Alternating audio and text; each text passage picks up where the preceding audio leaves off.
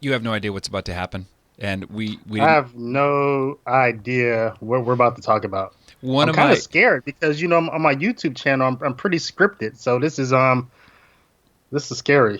Just think comfort zone with a line through it. Now we'll make it painless. I've because I interview people for a living. I look to the great interviewers of the past for inspiration and mentorship. And one of my favorites of all time is a guy called Jack Paar. Now you're still a Okay. young man, David. You might not remember, but Jack Paar was the predecessor of Johnny Carson on the Tonight Yeah. Show, Yeah. and he was kind of Yeah. the picture of urbane, mellifluous speaking smoothness. And one of the writers on his show was a guy called Dick Cavett. Dick Cavett wrote for Jack Paar, and his Uh-huh. advice when Dick started his own show was, "Don't make it an interview." Now I've done that instinctively, but that kind of resonates with me. Not to make it an interview, rather just chatting. So for folks who have no idea who you are, you and I met at an event I spoke at in Youngstown, Ohio, which I Yep. remember. But I'd seen Yep. you on social media platforms, and I knew that you had obtained a master's degree in theology.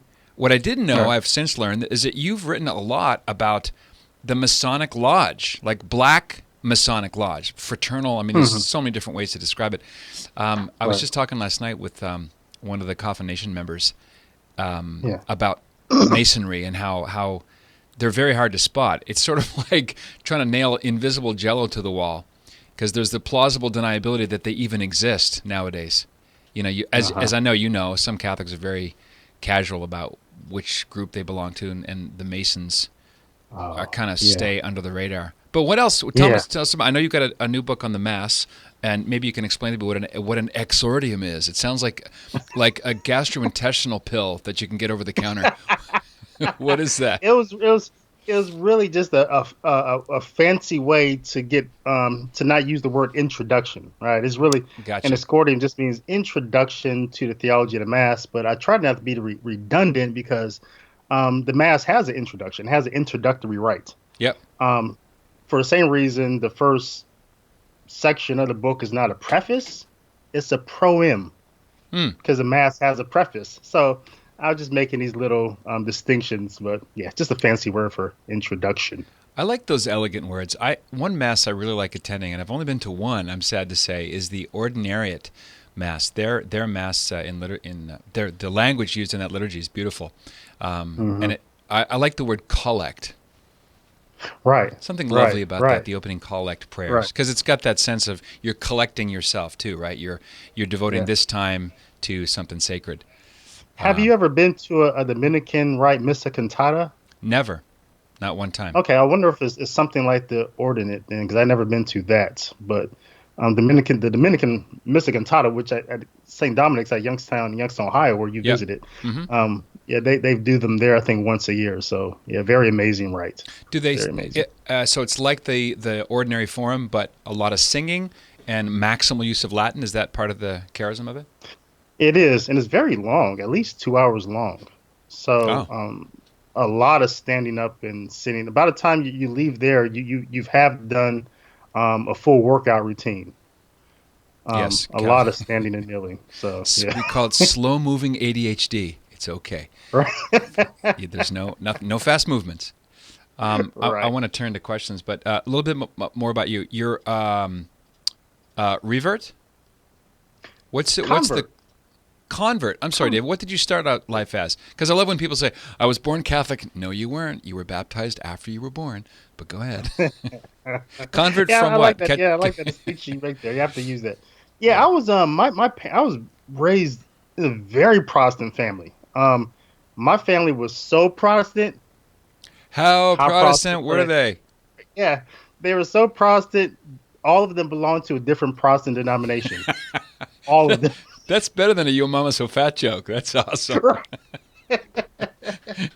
Wow. So, and my mother, she was really the gem of them all because mom sometimes she would be a Baptist, sometimes she would be a Jehovah Witness, but also Really? sometimes she would be a Jew. I remember going to temple with her, and I remember that's where I learned how to say shalom all the Mm-hmm. time.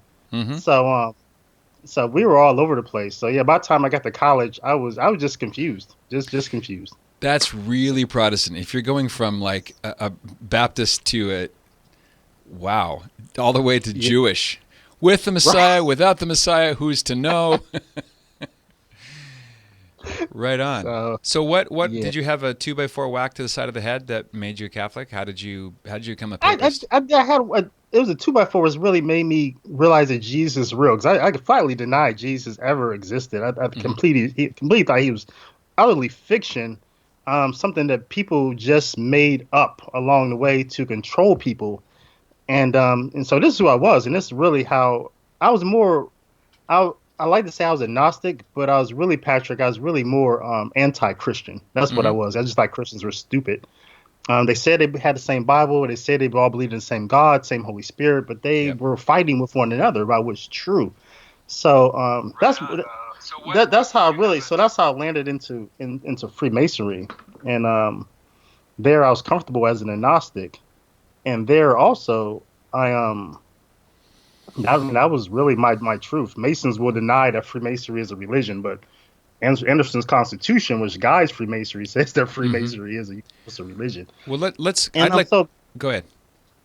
yeah, Just so link. by the time so at one point in time, I was really bad place in my life. Decisions, the type of decisions you make when you're your own God catch up with you, and so I was in a place of deep suffering, trying to commit suicide, and in the process of trying to suffocate myself with a bag over my head and a rope around my neck, trying to turn it, trying to make it tight. About the second I have turned, I hear a voice. And the voice says, I love you. I am here. And as you would do when you hear a voice, you say, who said that? You look around Hmm. and there was no one there. And then asking that question in my head, I knew it was somehow just knew it was Jesus. Right. So, Like the disciples who knew it was him, but they didn't really want to say. Yeah. right. Who else could it be, kind of thing. Right. So yeah, Yeah. that's how that was the hammer over the head, as you say, the anvil that dropped on my head as if I was a Wile E. Coyote. So And on the side, you got the word Acme, which led you somewhere. Yeah, were you baptized anything as a Protestant, Jehovah's Witness, Jew, atheist, Gnostic? I was gymnastic. Um, so yeah, after I realized Jesus was real, the next thing was, well, I'm reading the Bible now, and so okay, baptism, gotta get baptized.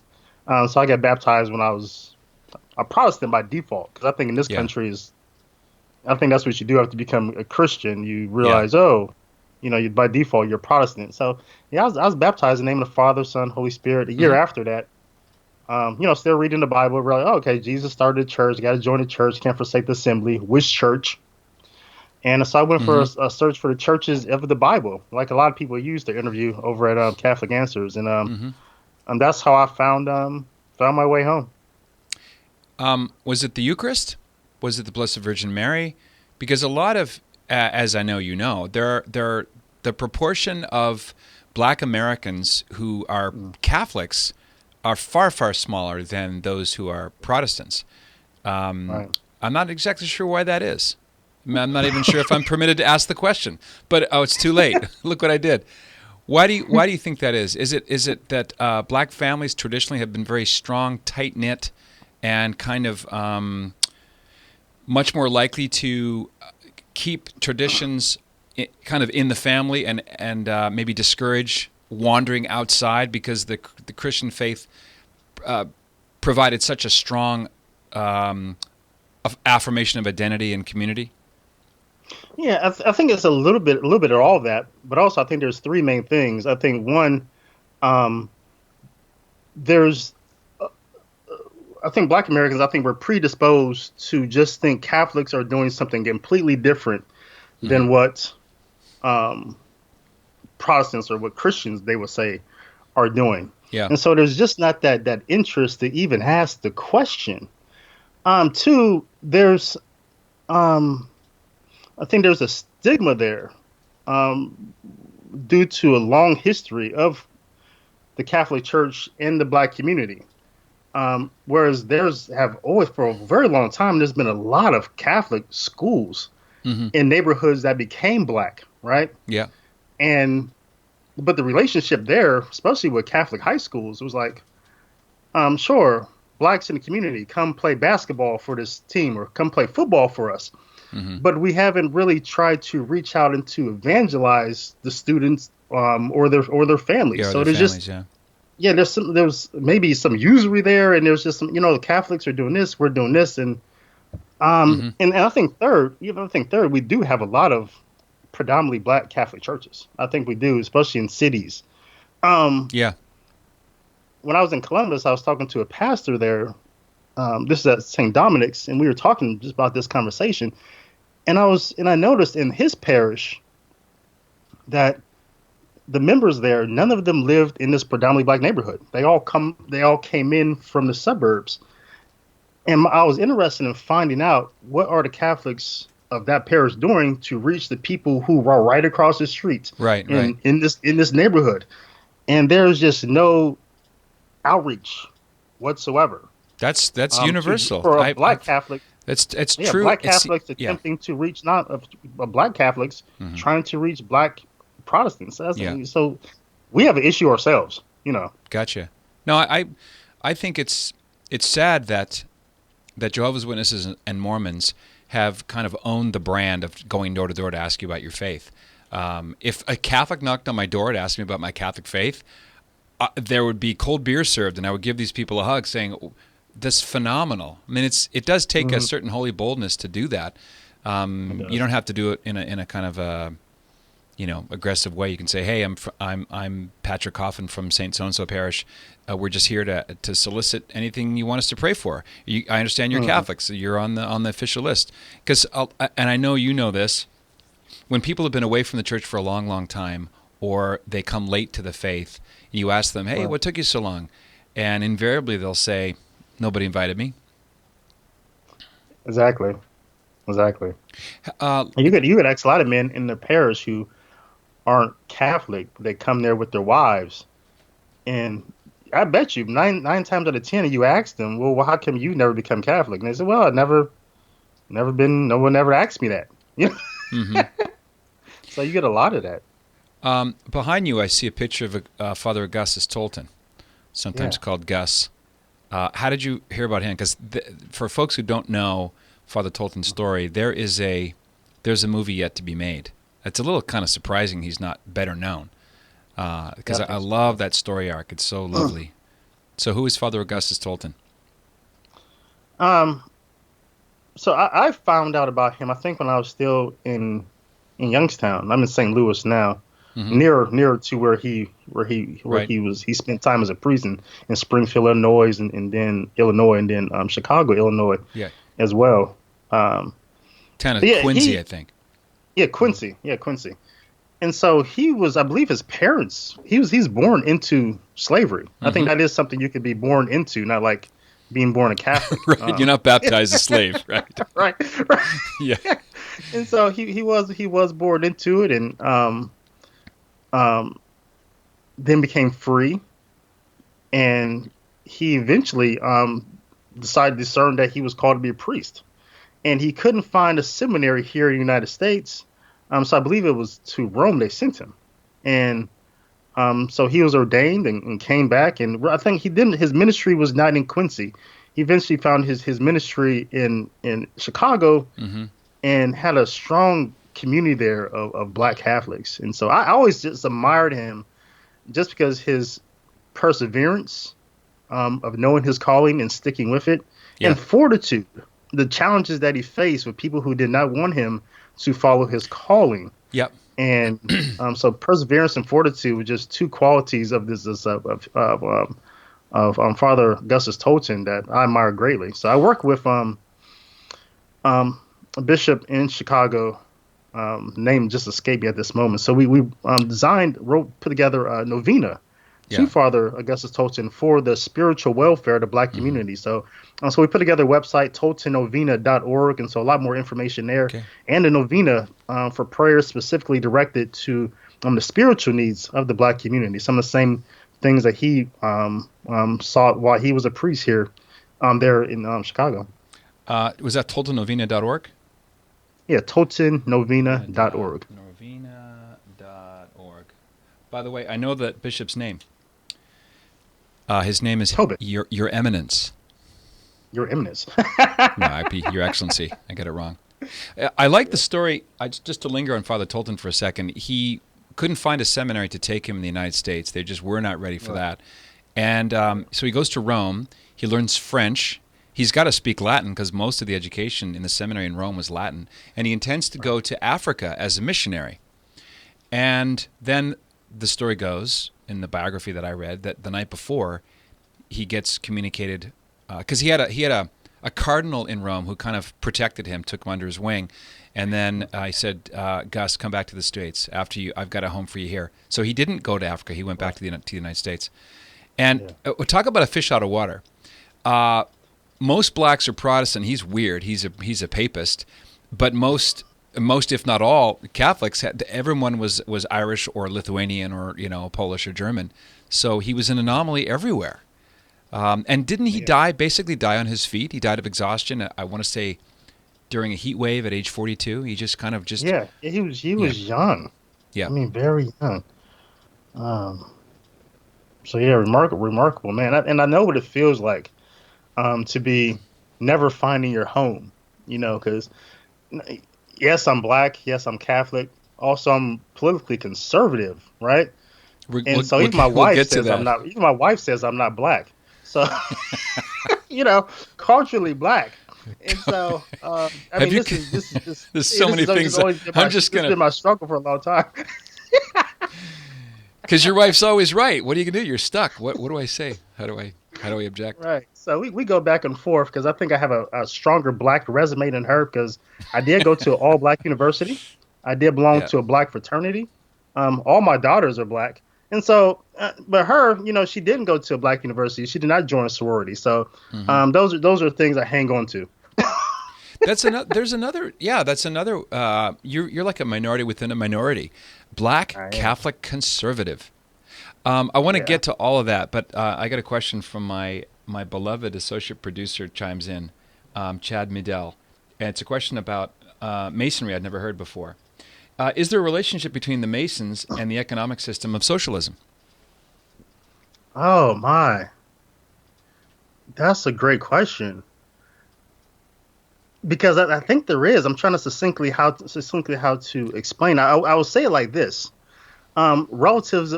Socialism and Freemasonry, the relationship they have together is relativism. Of course, there's three great events throughout history. There's I guess there's many, but there's three that connect these things together to answer this question. There's 1517, the so-called start of the Protestant Reformulation. There's 1717, the start of the Grand Lodge system of Freemasonry, which caused Freemasonry to spread like wildfire. And then there's 1917, the start of the Russian Revolution that brought on communism. And all three of these events, 200 years apart, all are connected together by relativism. This denial of absolute truth. And of course, Freemasonry is connected to socialism in that sense that fundamentally they believe that the highest good is not God. That for Masonry, it's the universal religion, and for socialism, is the government itself is the highest good. The deification of the state. Right. So they definitely have that. They definitely have that in common. That's subordinating God. So. Why have so many American presidents been Masons? Is it almost like a secret society agreement that if you're going to get to that level in American politics, someone takes you into an oak-lined room and they put a cigar in your mouth and they light it and they tell you what time it is, and you got to be a Mason. Have all American presidents been Masons to your knowledge?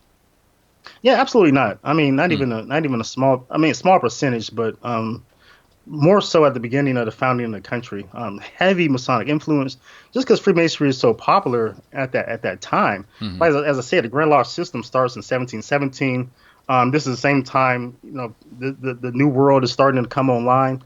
Yeah. And so, and it's very interesting that the Masonic influence in the United States is very significant. I think a lot of people really don't made the connection. The Constitution itself, you look at the our Constitution, this country, if you look at the very first amendment of freedom of religion, that the government can exercise control or favor any religions. Now look at the first article in Anderson's Constitution, which governs Freemasonry. It's this same idea that that religion, or Freemasonry call it men's opinions, that those things are subordinate to the greater good. And so there's this relationship between what Freemasons would call freedom from religion and how people look at the First Amendment of the Constitution as this freedom from state-controlled religion. Right. The freedom from an established religion. Established religion. Yeah. So there's so much Masonic influence just throughout the founding of this country. It's just ridiculous. I was in Washington in 1995, and I did notice a lot of this Masonic, like the finesses on buildings, like the cornices, the way buildings are designed. It's like a protractor. What's the thing with the G? The square and compass. Yeah, the square and compass. There was sort of kind of quasi-creepy Masonic architectural things there. How far did you get? Did you get to is there like an equivalent of Mormon magic underwear and hand signals and like oaths and stuff? How far up the chain did you get? I just found out about Mormon underwear. There's a couple guys I work with are Mormons, and I didn't believe it. I said, you have to show me the underwear. And so they showed me, and it was I just couldn't. I didn't know. Just careful. This is a family show, David. Okay. Yeah, they were clean though. They were clean, but no.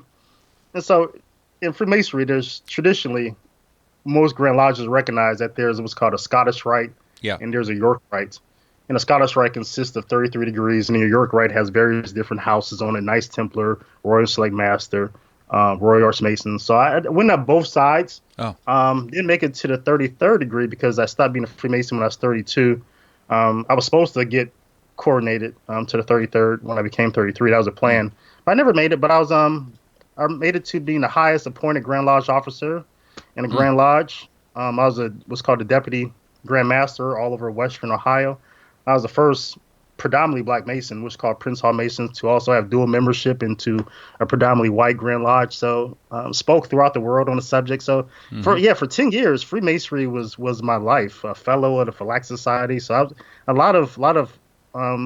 it was my life. I lived it. I breathed it. But when I learned from EWTN, I was listening to EWTN when I was going through RCA. Yeah. And I heard on there, maybe I don't know if it's your show or not, but it's one of those evening shows that Freemasons can be Catholics. And I was like, what? And I started researching it, and sure enough, but for me, it was an easy choice. As much as I had loved Freemasonry. You said Freemasonry. Can't, right? I want to make sure. Sorry, David. I want to make sure I heard you correctly. The Catholics can't be Freemasons, and vice versa. Great. So incompatible. Right. Incompatible. So irreconcilable. Irreconcilable. As an insider, maybe you can share with folks why that is, because it sounds arbitrary. People think, when they think Masons, they think the fez hats and cute mini bikes in parades and Shriner hospitals. Yeah. What's the occultic nature or the Gnostic undermining of the claims of the Catholic Church? Like, why is it a deal breaker? Why are they incompatible? Yeah, what Pope Clement XII saw in 1738, what he saw, he said there was really four reasons that Catholics cannot be Freemasons.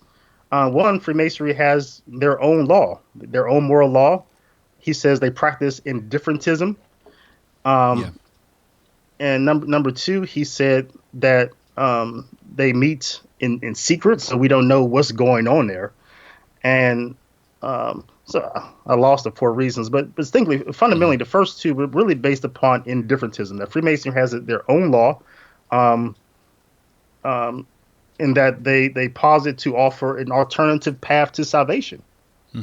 For Freemasons, like I said, for Freemasons will use those tools that you saw, the compass and the square and these things like that an operative Mason would use to build a building.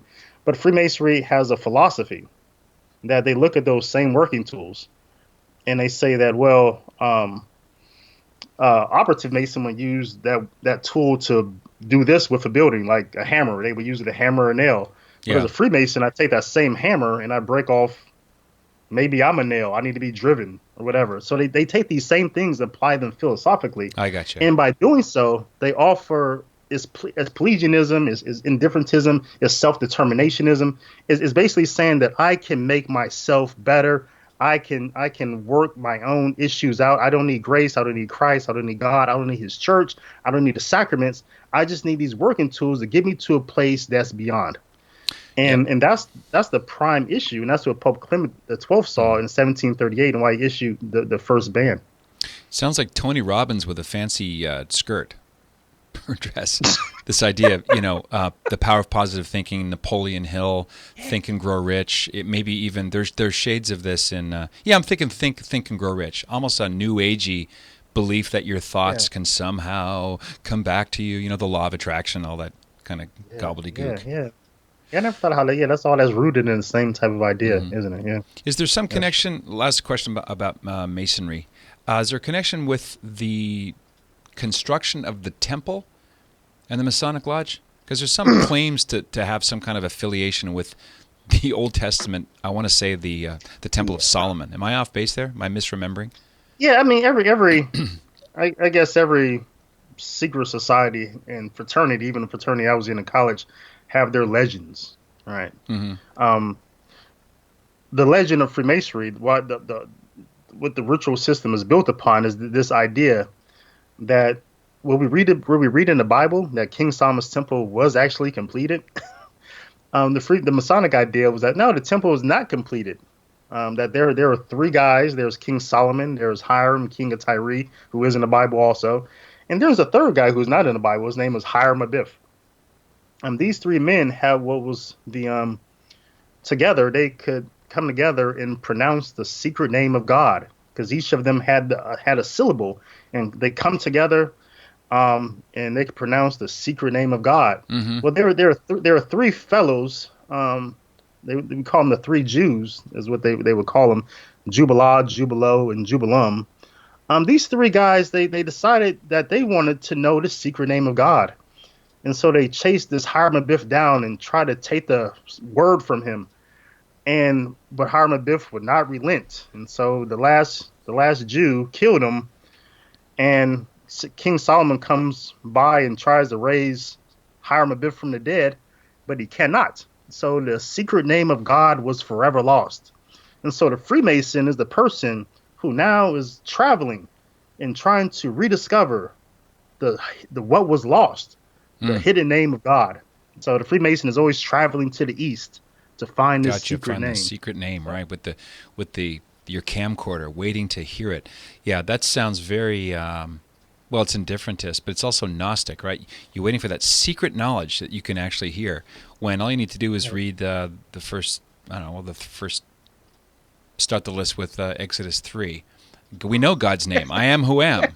Yeah, full stop. Then we got Jesus Christ, the God-man. I am the way, the truth, and the life. So you don't have to listen to this magical sound. But Joseph Smith was a Freemason, and he incorporated a lot of Freemasonry and ritual into Mormonism. That's a good point. you see the same idea with them, because they don't even want you to see their temple ceremonies. So it's the same idea of Gnosticism. So, now Mormons excluded blacks from the priesthood until, as if by random magic coincidence, U.S. civil rights legislation arrived in the mid '60s, and then the prophet president had a kind of a bit of a revelation, and then kaboom, blacks can enter. Was there any strictures against blacks in your experience or historically in the Masonic Lodge? Oh yeah, definitely.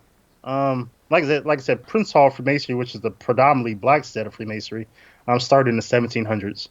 But it wasn't until the 90s when the 1990s.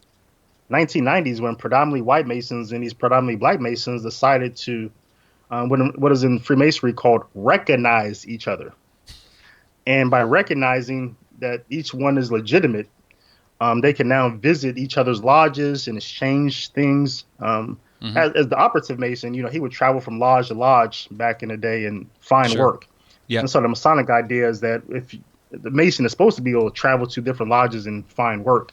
But Black Yep. Masons and White Masons in the United States, and still to this day, even though pretty much all your Grand Lodges in the North recognize one another, still in places like Alabama and Mississippi, Black Masons and White Masons, so to speak, do not recognize one another. So there's still just underlining racism that you still see. Did I hear you say is there a Baptist part of your story? Were you a Baptist? I was never. I mean, Never. there were Baptists in my family. Okay, because I was going but to tell a Baptist I joke. would never call myself a Baptist. Yeah. Okay, I heard this Baptist joke from a Baptist, so I was wondering Okay. how many people I can offend all at the same time here, because it goes to what you said about recognition. Atheists do not recognize the existence of God. Right. Jews and Muslims don't recognize the divinity of Christ.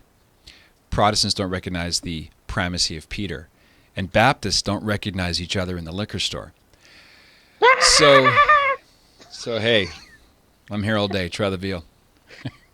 I expect some LOLs, people, even if you're not LOLing. Have you noticed that? No one in the history of the world has ever been laughing out loud when they write LOL. It's never happened. All right, so you're a minority in several overlapping senses, and one of them is I love you've got serious trolling skills. You know where the button exists. I noticed some of your witty comments on Facebook and elsewhere, because people are not expecting a black man to be a Trump supporter any more than they're expecting a Canadian to be one. How So what? I just got someone tweeted at me the other day that I support white supremacists somehow, and I said, please show me a guest or a topic. Because my Hispanic wife and my mixed race kids, they deserve to know how I miss this. They do. Did you come from a politically conservative family? Have you always kind of skewed Republican or pro-life, pro-family, anti-nanny state when you were growing up? Absolutely not. I was, I mean, like a lot of Black Americans, it's just a matter of fact that you belong to the Democratic Party because they're for Black people. Right, and Catholics too. Yeah. The story goes. So no, I remember I did vote for Clinton. I don't think I voted for him the second time, but by the time Obama came around, I think I was Catholic, and so I wouldn't. So yeah, I think that was I didn't really become I didn't become conservative because I became Catholic. I don't think it happened like that. I think I started adopting conservative ideas and giving it a fresh look when I became pro-life. Oh, I see. And I said, well, if the Democrats are wrong about this, what else are they wrong about? And I just started looking at, what their ideas are, what their platforms are. And I said, no, they aren't for Black people. They aren't for, I don't think, humanity altogether. A lot of their ideas and principles and things they stand for. Mm-hmm. And so that was really what led me down that path, just becoming pro-life and just re-examining this idea. Yeah, so you tracked how this logic in not being able to see that abortion kills is the unjust killing of an innocent person, right. And if you're wrong on that illogic's going to track everywhere else, because you've posted things about the history of slavery, and which political party was for it and which were against it, who fought the legislation in the 50s and 60s. Right. It's a rogues gallery of Democrats. Yeah, it's the Republican Party. They haven't changed. I mean, at all for the past. Well, we're talking about 200, 300 years. It's been the same party. They just changed their tactics throughout. It's imperialism. It's elitism. It's always thinking that what's better for other people than they know for themselves. Mm-hmm. And that's in all these things that they believe in, whether it's eugenics, whether it's population control, whether it's same-sex marriage, whether it's abortion, all these things are linked together because they all have one thing in common. It's all eugenics. It's all. They keep pushing this idea that people don't have value, that we can just dispose of people for the benefit of the elites. So it's a sick mentality. people are means. They're disposable instruments. They are. Which they are. is We don't want children being born. Everything that they push today is all about eliminating the birth of new people. It is. Isn't that It's really that's demonic. a pretty good definition of slavery? The person as tool. Yeah, and slavery and abortion. I mean, they did the same. This is the same arguments, Patrick. You ever hear them? I mean, with my body, my choice. My slave, my choice. Right. So the government can't tell me what to do with my body. The government can't tell me to do with my slave. I can do with my slave what I want to. I can do with my body what I want to. It's the same language, and people don't even see it. It upsets me. You notice the massive contradiction between this "get the government out" rhetoric, because when it comes to the nanny state and wanting everybody on welfare, it's get the government in, way in. It's like, guys, you have to pick one. Pick one. Yeah, they're very consistent. They are. They are. My first inaugural Livestream Hangout, which I've nicknamed "What Just Happened" with John Henry Weston, just said a conversation with John Henry Weston. It took our superiors at YouTube about 12 hours to strip all the ads out, and the language they use is not suitable for all advertisers, which is code for our community does not like your thoughts. And I don't know how long. I hope this current conversation will not get demonetized or shadow banned. Oh yeah, because I'm sorry, I did use some trigger words. I'm gonna harm your ad revenue. I apologize about that. No, we have trigger algorithm software that kind of deletes it out. Yeah, okay. And instead of that, it just says hope and change. Hope and change. Any trigger word is covered over with hope and change. I recently put a video on Facebook. I put a video on YouTube maybe a couple days ago. Mm-hmm. It was I thought it was very helpful. It was how and why to stop your masturbation addiction. Mm-hmm. I mean, I thought it was just a very helpful video. What could be wrong with that? And so yeah, same thing. Not suitable for all advertisers, such as Trojan. Was that on such as Trojan? That's funny. I did one similar. I said, for those, it's funny you bring this up. I don't know if it gets shadow banned, because I only find out if something I tweet, say, gets shadow banned because someone said, "Hey, I tried to retweet and it wouldn't let me." Wait. Let me pause you. Was it your tweets where you said? Because I think I retweeted it. Was it your tweet where you said masturbation is gay or something like that? Yeah. If you're looking for like additional reasons to stop, if masturbation is gay, think about it. You're welcome. And people, they either lots of LOLs or they totally ignored me. But if you do ponder it, it's 100% true. But yeah, I mean, I've been thinking about it ever since I heard it. Well, you're also welcome too, sir. Yeah. But I'm bringing up the shadow banning for a reason. Milo Yiannopoulos, whom I've interviewed, David Horowitz, who I've interviewed, same with Gavin McInnes. These have all been banned. And, of course, they have to throw in Louis Farrakhan, the famous conservative, just for the sake of balance or the appearance thereof. Equality. And I wanted to ask you if you think this is big tech's move to clear the decks for the 2020 election. Yeah, I've heard that argument. It's hard to say that it's not somehow tied together, that it's not in that box of tricks they're going to pull out.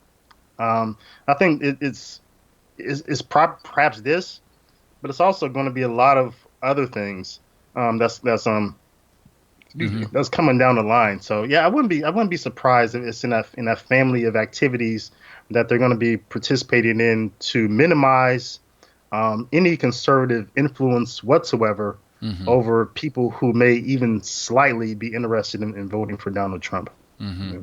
Yeah, I don't believe that they all meet in the conspiratorial Oakline meeting room, but they're fellow travelers. I mean, the people who run big tech in Northern California, they're all the same leftist echo chamber, and they don't want what they say they want.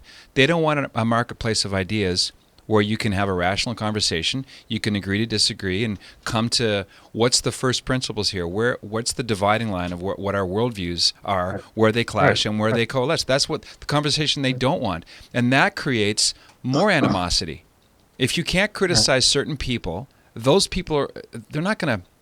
Banning people makes them double and triple down. It doesn't make them go, oh, thank you for this time out. I've learned a lot and I've repented. Forget it, given human nature.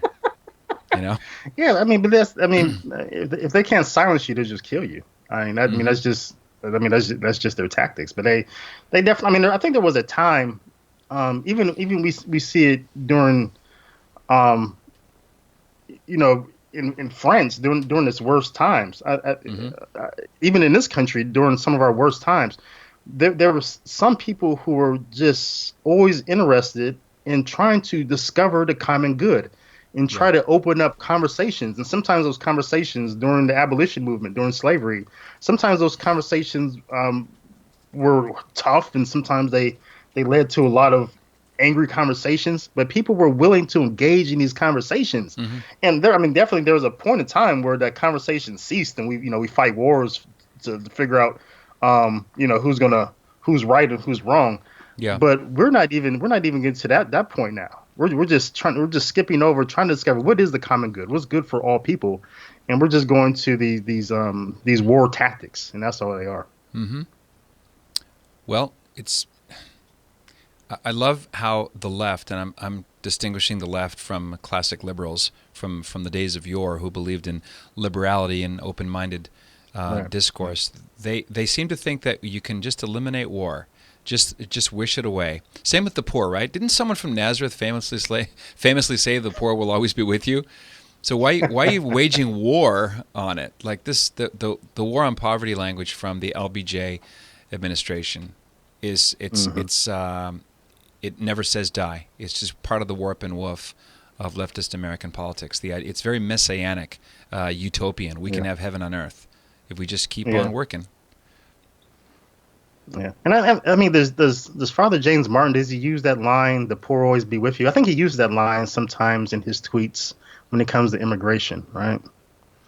Yeah. Well, there's never a scripture verse he's not willing to misuse for an agenda. Yeah.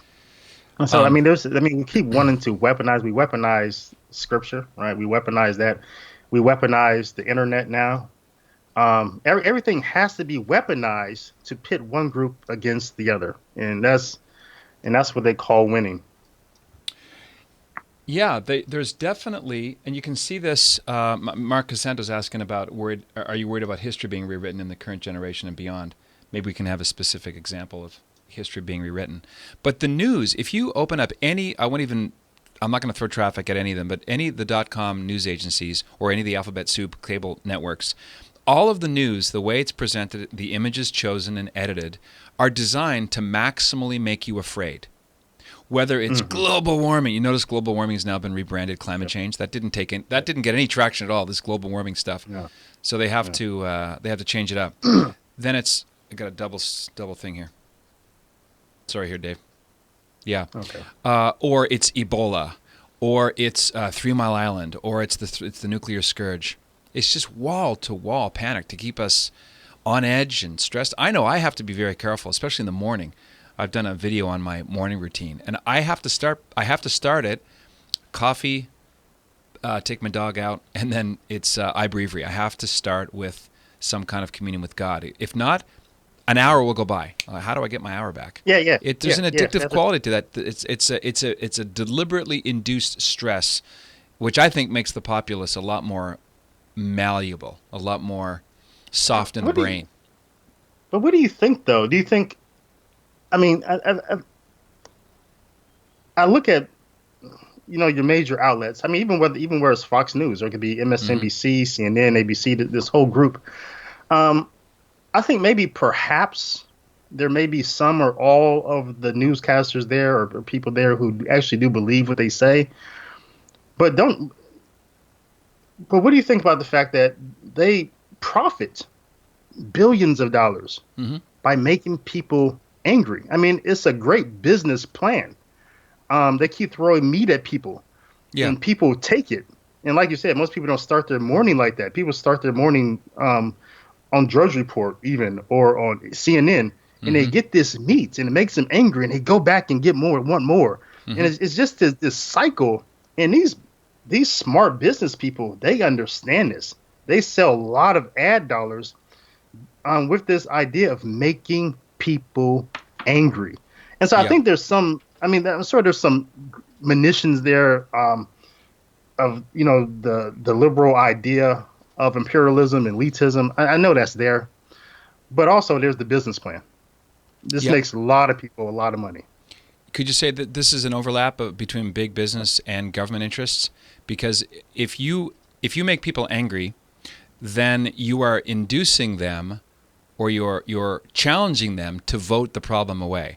So support my political party because I'm going to stop making you angry. I'll put a stop to all this stuff that we're feeding you. So if you just vote for us, look at the and I have to say the word shameful, and I wish I didn't have to, but as a group, the USCCB. Don't think about what it means to treat illegal aliens from wherever, north, south, east, or west, as future Democrat Party voters, which is exactly what they become. No one goes from El Salvador, Guatemala, Mexico, or anywhere south of that to become a blue suit wearing Trump voter. Never. And so the more voters you have for the Democratic Party, the more people you have supporting the party of abortion and the redefinition of marriage and doctor-assisted suicide. And the whole trans movement is completely run by the Democratic side. So why are our leaders in the church muscularizing the party of death? I mean, from the perspective of our leadership, some of our leadership, a lot of our leadership in the Catholic Church, I mean, that's the area that just troubles me greatly. On one hand, I look at it and I was like, well, that's just demonic. On the other side, I recognize the business side of it, that they do profit off of grants and things like that as well from this. Yeah. And so, I mean, you do have that there, that they're so silent, they're quiet on this agenda. Trump definitely has to be the most pro-life president we ever had, but you hardly ever hear anything from them. That's champion, that even says, thanks. That's a good idea. We appreciate that. Yeah. You hardly hear anything. But then on the flip side, right? I mean, we talk about there's profit in making people angry. There's profit in division, and it goes along with that. But then we also have people in our church who I call it the theology of you ask them a hard question. Is anybody going to go to hell? Well, let me nuance that for a second. It's the theology of meh. And so it's just this whole potpourri of just nonsense. It's Potpourri. I see what you did there. Potpourri. Yeah, and not to pick on leftists, because it's in the far right too. Extremely libertarian Republican types. They love illegal immigration because it's cheap labor. They can bash the wages down as close to zero as possible. Okay, so Mark has an example in regard to. This is Mark, my friend from Mark. Are you still in Ottawa? Former companion of the cross. Applicant. In regard to the men and women whom revere and look up to for the courage to speak or truth or fight for truth. I see it happening now in people taking our history in today's context and not the culture of the time. For example, here in Canada, removing statues of not politically correct figures of the past. That is also happening in the U.S. I've talked about the situation at Notre Dame. Thanks for that, Mark. I'll throw to you in a sec, David. But President John Jenkins of Notre Dame has refused the students' request to block porn into the dorms at Notre Dame. Notre Dame University. Right. So Notre Dame University at this point, we have to say, is a state school with a pretty chapel. So, and yet, a great name. He won't cover up the porn by blocking it, but he will cover up paintings of Christopher Columbus. Yeah. This is like a loss of contact with reality. Yeah, it's like a Twilight Zone. I mean, it's just hard to believe when you hear some of the things like that. Really, that just happened. Mm-hmm. And Mark is in one of my favorite cities in North America is Montreal. Mm-hmm. Yep, went to McGill. They're beautiful. Yeah, the churches, the Notre Dame Cathedral there. I mean, all the street signs named after saints. I mean, just on the surface, it's just the most Catholic city there is, right? But it's nothing there beyond that. It's the Ireland of North America. It's a shell. I mean, Ireland and Quebec used to have among the highest birth rates in the world. and then around most Canadian historians say it's about 1960. It was called the Quiet Revolution, where, and this is even before the Second Vatican Council happened, the Quebec Society just jettisoned the church, threw the church out into the St. Lawrence River, and so Quebec politics were really born in earnest. And every other, just a quick for my Canadian viewers, every other province in Canada has a provincial legislature except Quebec. Quebec's provincial legislature is called the National Assembly. So this idea of nationalism, a separate from Canada, kind of a, like a separate institution within the country. That's part of the reason why oil and water, Quebecers and Anglos in Canada are oil and water. Kind of like the black and white Masons, right? On paper there's unity, but they don't recognize each other. Right. The street. So let me go to Chad here again. Chad says, according to some polls, Trump has gained more approval from the African American community, and jobs are an all-time high among American blacks. Will this turn into a consistent trend, or do you think it's just an outlier? The African American community seems to have some religious conservative values that clash with the leftist agenda. Right. As Black Americans, we traditionally just have not voted according to the things that we hold to be true. Because religious, as far as being Christians, I think Black Americans are by far conservative when it comes to their outlook and what they take from Christianity as far as family values. That just hasn't translated into the ballot booth in about 80 years. But I'm very interested to see how this turns out. I mean, definitely, if it wasn't Hillary, who really just took the black vote for granted and basically tried to get blacks to vote for her by throwing Jay-Z and Beyonce concerts and throwing LeBron James out there. That was her strategy. If it wasn't for that, if there was another candidate, I wonder, because what blacks didn't do in 2016 was vote for Trump. What happened was they just didn't vote for Hillary, and that helped. Right. Yeah, so I'm interested to see what happens in 2020. You have movements that I really don't get behind. You have Blexit with Candace Owens, which I really don't care a whole lot for, because I just don't know where she's at. She's pro LGBT, whatever that is. So I'm not happy with her. I was going to ask you about Candace Owens, because she represents the two sets of rules with the way the lamestream media are supposed to treat a black woman. On the one hand, they're supposed to be on a pedestal because they're a woman, they're fighting the power. A black woman, she's got additional layers of obstacles to overcome. But she is like shamed, shunted, shellacked.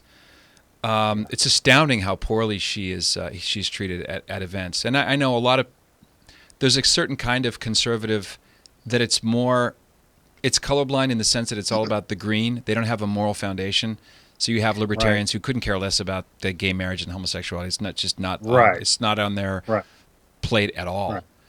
And then there's people like Larry Elder. I think is someone who has more of a structure from which he draws from. I don't agree with everything. I'm probably 70-80% with Larry. I think he's kooky on the gay thing and on abortion, but he thinks it through. He draws from a set of principles that you can see over time. Walter Williams and the same thing. Same there. Right. I think there's definitely. I think there's black conservatives and I think there's black Trumplicans.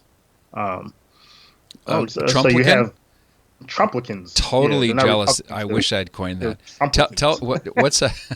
I can probably figure it out. I think a Candace Owens would fit into that category. A Diamond and Silk would fit into that category. So they're definitely behind Trump. But traditionally, they're not people you would say are the whole traditional conservative values, but they're 100% behind Donald Trump's presidency. Why? So. Why is that? Because Trump gets pounded day and night, every day, all the time, as being a racist. It's the go-to word for Trump. So why would black Trumplicans go for Hitler's cousin? Because Trump called all black Americans out. I mean, when he was running for the nomination, even he had told us. He said, for 80 years you've been doing the same thing. How's that worked out? And challenged us to try something different. which is him. And even though a lot of Black Americans decided just to stay home and not vote for Hillary, I think a lot of Black Americans have been looking and seeing that Donald Trump was right. That he asked, "What do you have to lose?" And it looks like we had a lot to gain with Donald Trump's presidency, at least economically. And he's doing a lot with the historically Black universities, one of which I went to. He's everything he said he was going to do. Well, I wouldn't say everything, but a lot of great deal, more than what any other president has come along and proposed. Donald Trump has actually done. Yeah. And I think he makes a strong case. Definitely guilty of that. Yeah. Do you get called Uncle Tom, Oreo cookie? Do you get pushback from other Blacks on social media or in your own sphere?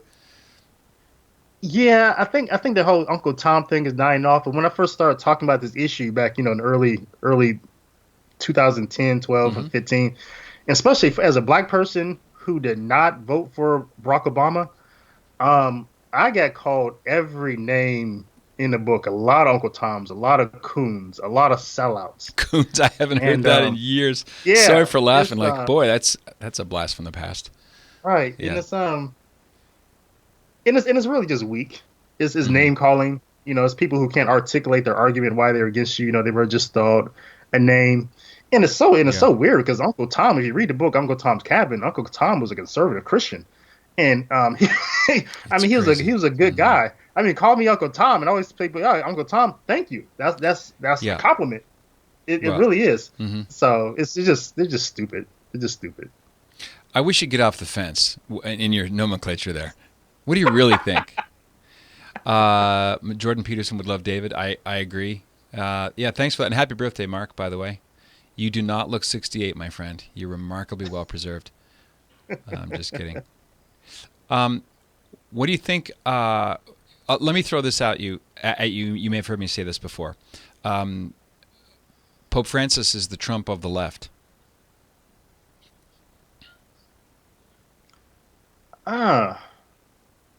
No, I wouldn't say that. It would imply that Pope Francis is an alpha male when he's clearly a beta male. So he's much closer to Barack Obama than he is to Donald Trump. I hadn't thought of that angle. That's definitely the disanalogy because he is the Obama too. But that then the parallelism doesn't work because Trump of the left works, Obama of the left doesn't work. So worldview, right? Worldview, I think there's definitely more similarity there. Yeah. I wasn't going for alpha beta. I was going more for look how they're almost inverse opposites of each other. They've both leveraged social media to an unprecedented, surprising degree. They've both subverted the expectations of their followers. They both made extremely unorthodox decisions. They have influence beyond political influence beyond their office. I mean, Pope Francis. This is the point of Henry Cyr in his book, The Dictator Pope. He's a very political animal. He's very much formed by the policy or the MO of Peronism. Juan Perón, the post-World War II dictator in Argentina. And it's not about liberal conservative, really. It's more Machiavellian. Keep your underlings afraid of you so that you can manage them. And you can push your things through. He's also, let me see, trying to think of another example. Has gone through a lot of turnover, staff turnover. That's one thing I'm not really crazy about the Trump White House. I wish there was more stability of upper-level staff. I think that's a sign of health, really, even in a company as well. There's been a lot of turnover with the Vatican Press Office.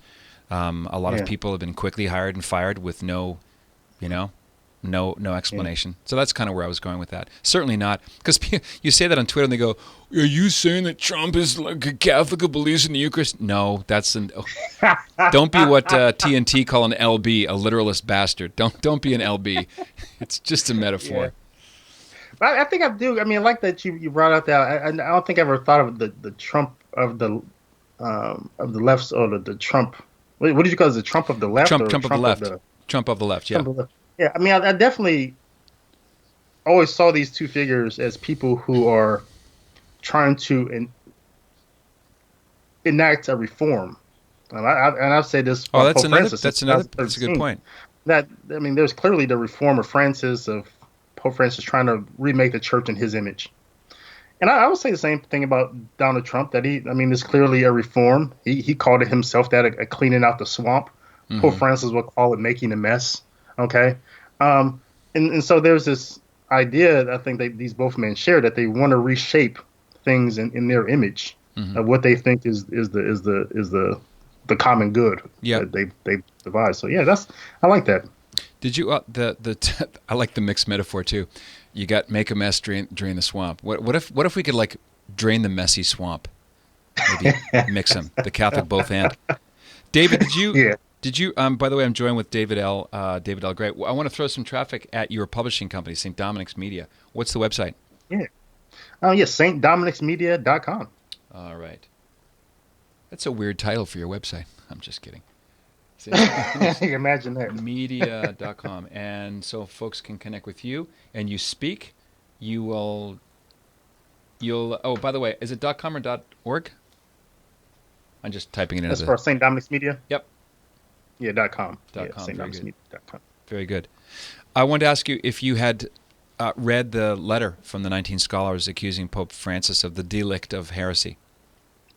I did. I think I just told a lie, because I read a summary of it, and I read a lot of, and I read in the letter themselves, they highlight their points. Yep. I didn't read the whole 19 pages or whatever it is, but yeah, I read their summary and I read other summaries.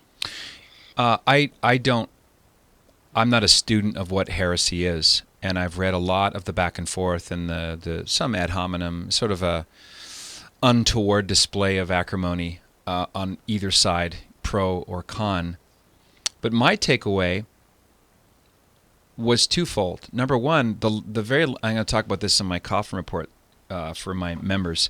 The language that the church uses to describe heresy, it's a pretty high bar. It has to be pertinacious, rejection of obstinate. what God, obstinate, post-baptismal rejection of what God has revealed.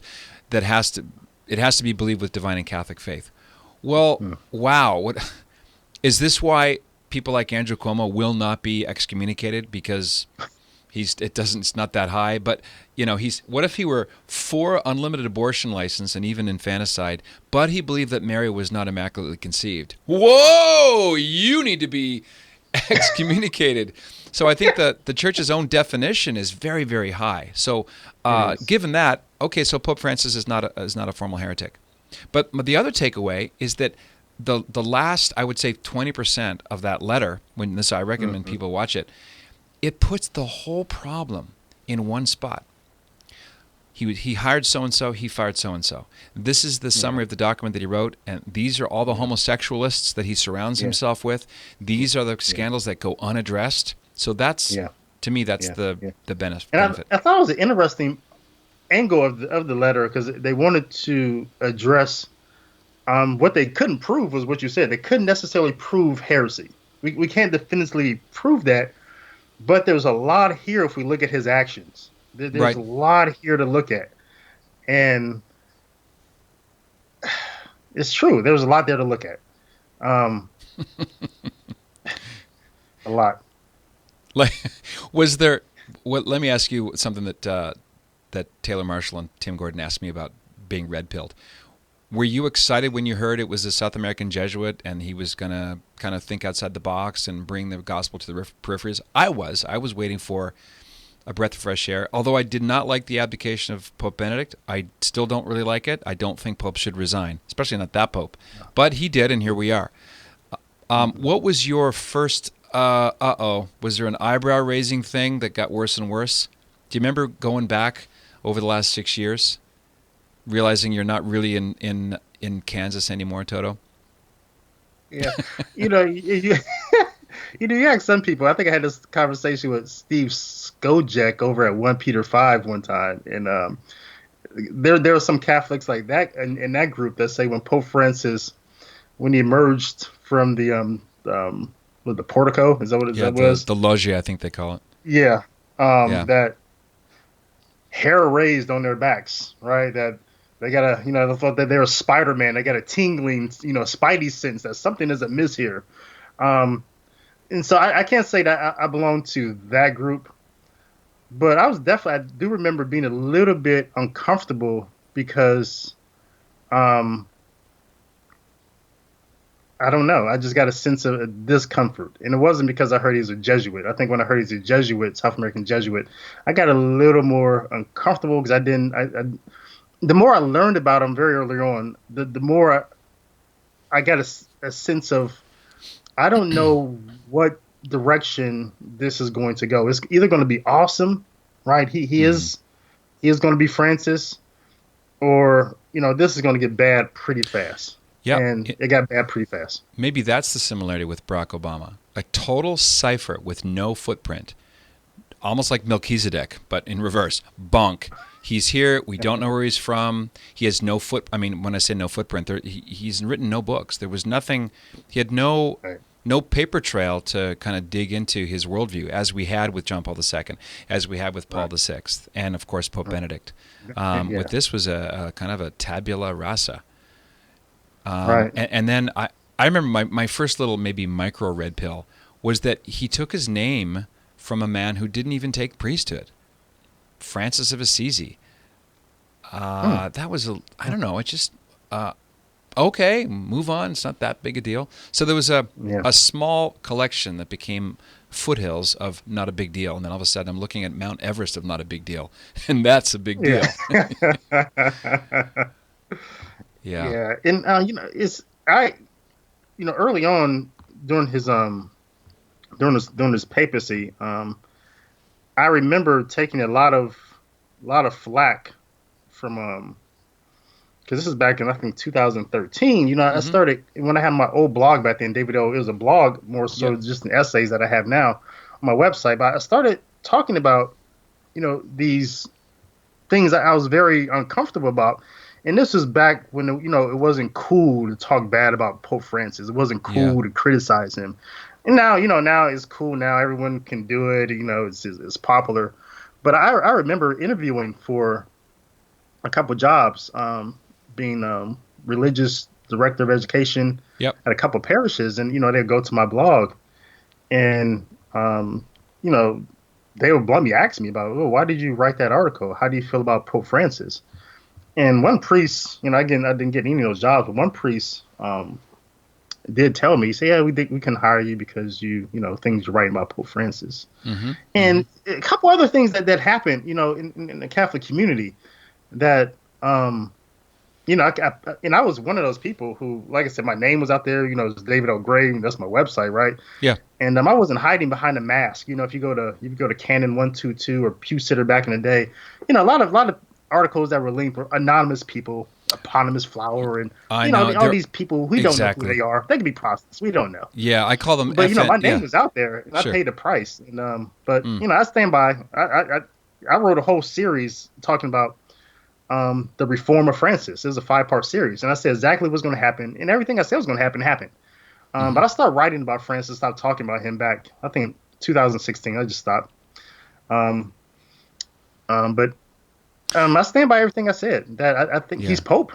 Pope Francis. He's Pope. He's legitimately elected Pope, but he's been proven to be one of the worst popes in practice of the faith, in explaining the faith. There's a terrible taboo against Catholics saying that about a living Pope.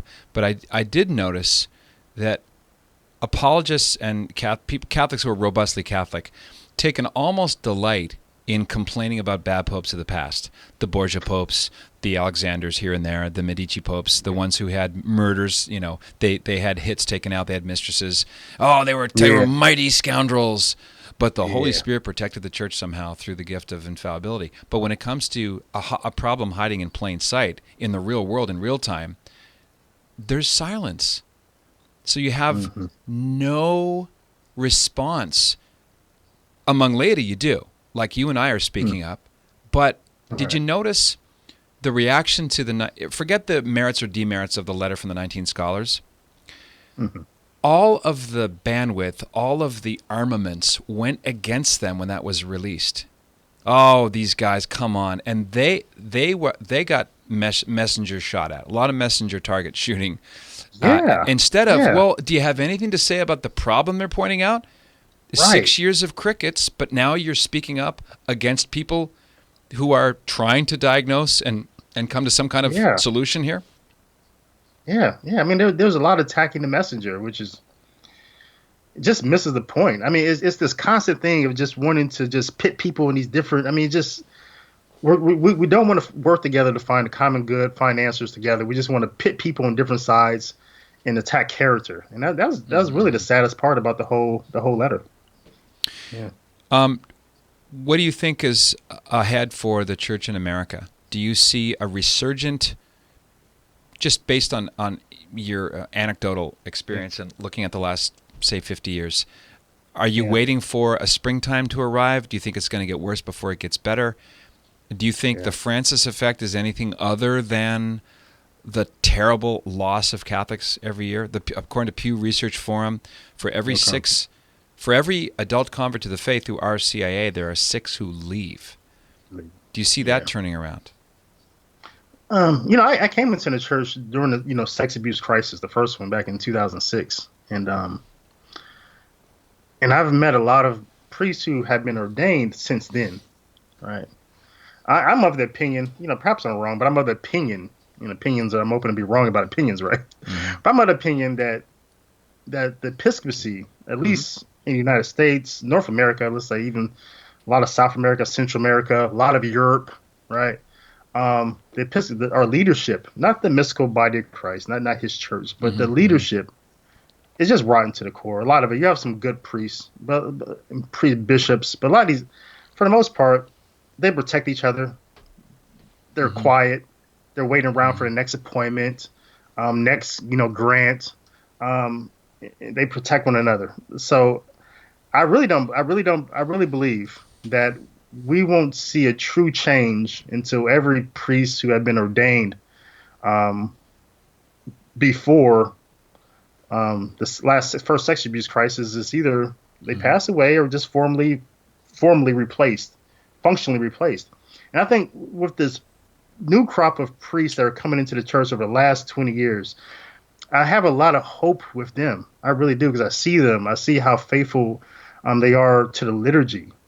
And I'm really impressed by these men. And I really hope that's going to be a group that brings in, ushers in that springtime, like you said. That's my experience, too. Seminarians and new priests did not fight the second wave feminism battles. They don't know who Charlie Curran is. They weren't part of the brouhaha over Humana Vitae. They just want the truth. So they're coming at it with, I guess it gives me hope about the millennial generation when you see a seminarian or a priest under the age of 30 who doesn't want to factionalize his faith. This is one of the things that's killing the church, is the adjectivization of our Catholicism. Oh, I'm a traditionalist. I'm a conservative. I'm a progressive. I'm a social justice. Why can't we just be Catholic and mean it? Yeah. But what's going to be left, Patrick? If it's that group, what's going to be left when it's their time to lead Christ's church?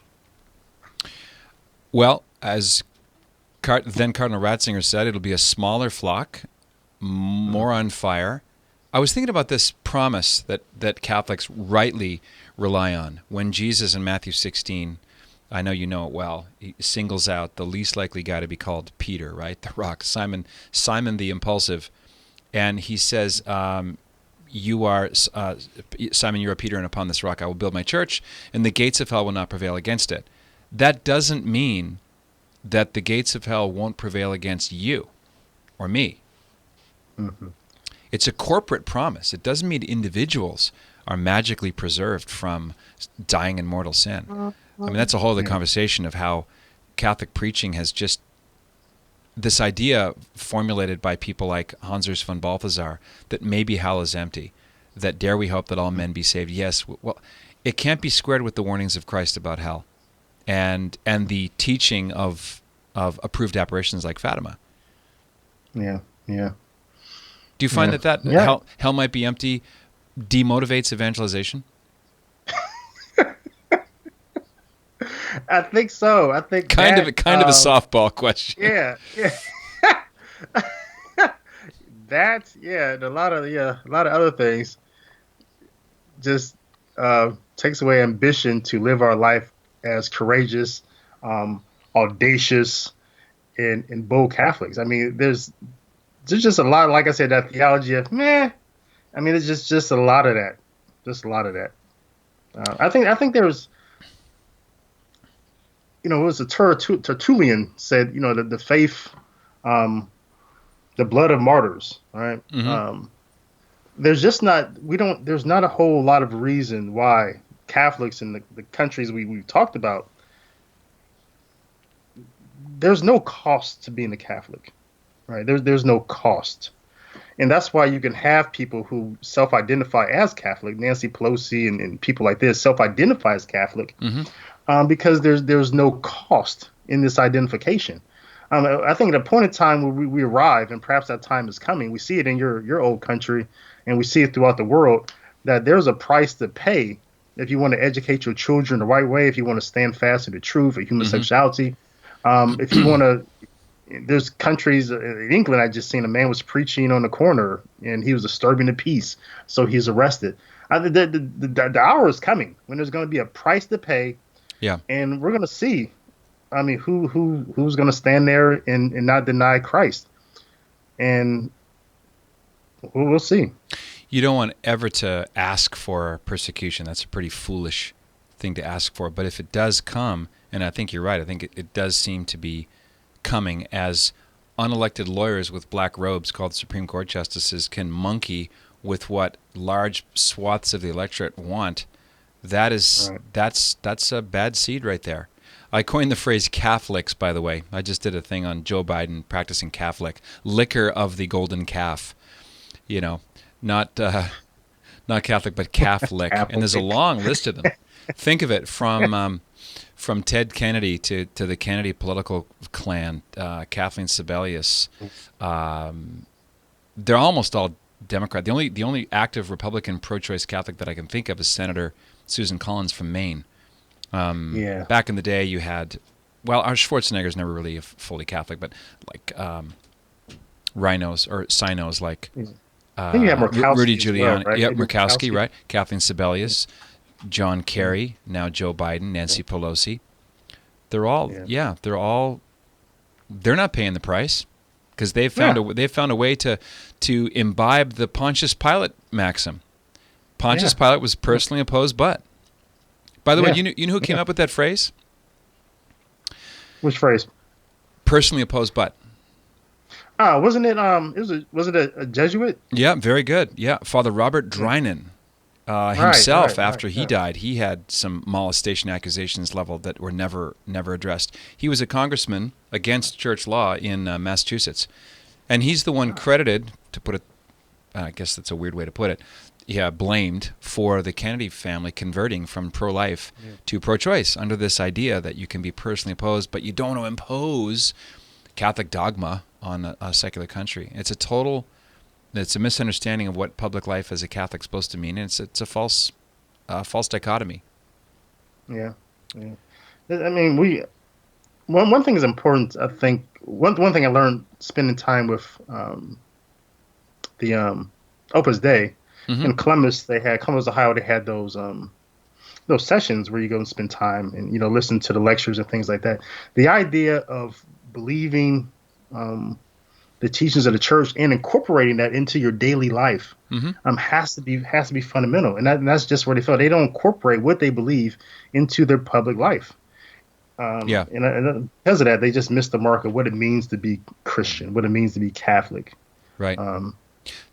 So here's my closing thing, David. Now, I really appreciate your time. I'm glad you spent time to hang out and talk about what just happened. Finish this sentence. I'm Catholic because? The Holy Eucharist. If it is the case that if what the church teaches about the Holy Eucharist is true, then no one has any reason to be anything other than Catholic. But if it's wrong, then the Catholic Church needs to be destroyed because that's just demonic. There's no middle ground. No middle ground, right? And so I think it all comes. That's why I don't debate Protestants. Protestants want to come over. They email me all the time. Hey, we want to debate you. What is there to debate about? I'm not going to talk about sola scriptura. I'm not going to talk about grace. I'm not talking about any of this. It's the Holy Eucharist. Mm-hmm. Let's have a conversation about that. Because if that's right, you have to become Catholic. If it's wrong, I'm not going to be Catholic. I'm not going to stop being Catholic. That's just the bottom line. Do you find there's a little parallel? This is something I've noticed. Maybe you have too. Between the claims Christ makes about himself, namely, he's God. Before Abraham was, I am. That's a highfalutin thing, and we could go into the trilemma of C.S. Lewis. He's either a lunatic, liar, or Lord. So there's that claim of Jesus Christ to be God in the flesh, and then there's the parallel claim, or the claim that flows from that one, and that is that the Eucharist is, in appearances, bread and wine, but in substance, body and blood, soul and divinity. There's no middle ground between the claim of Christ to be divine and the claim of the Church that the Eucharist is the real body and blood. And as you say, you're the only other person I've ever heard say this. The Church needs to be destroyed because it's absolutely diabolical and evil to say that you're supposed to worship bread. That's creepy and terribly wrong. A violation of the first commandment of mortal sin. I mean, they're saying you could eat God and be like God. Mm-hmm. I mean, right. So either that's true and the most powerful thing anybody can say, or we need to call all the armies of the world and just hunt down every Catholic and just take them out, because that's an idea that can't continue. Mm-hmm. No one should say you can eat God and be like God. Cannot. So you're saying you don't recognize that. That's not what's up. It is not what's down. Listen, before I'm going to say goodbye just in a moment, I want to remind folks who may not know that my wife and I lead pilgrimages. We're going to Germany next May 17th to 25th, and it's all culminating.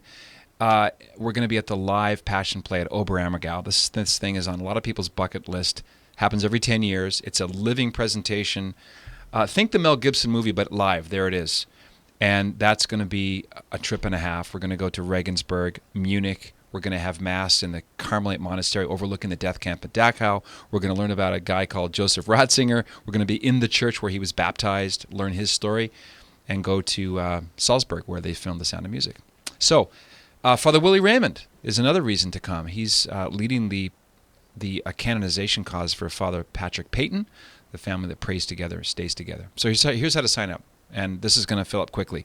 We've got lots of numbers leading to the first bus, and we don't want to get too big. So patrickcoffin.media/pilgrimage. That's patrickcoffin.media/pilgrimage. We also open the doors to Coffin Nation this summer. So David L. Gray, get on the waiting list. Everyone else, thanks for joining us. David, any closing words? Is David L. Gray.info the best spot between our viewers and you? DavidLGray.info is where you can find where I'm at. So I appreciate you inviting me on the Patrick Coffin Show, not the Patrick Coffin Show, the Patrick Coffin Show. It's been awesome. I've had work done. I've got a fake mustache going here. I want someone to mistake me for an off-duty cop. See how that goes.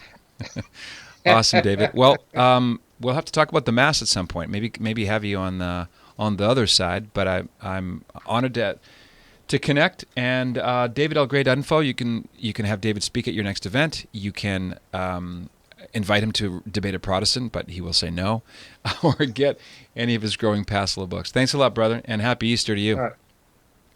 Same as you. Okay, take good Peace. care now. Bye-bye. Yeah.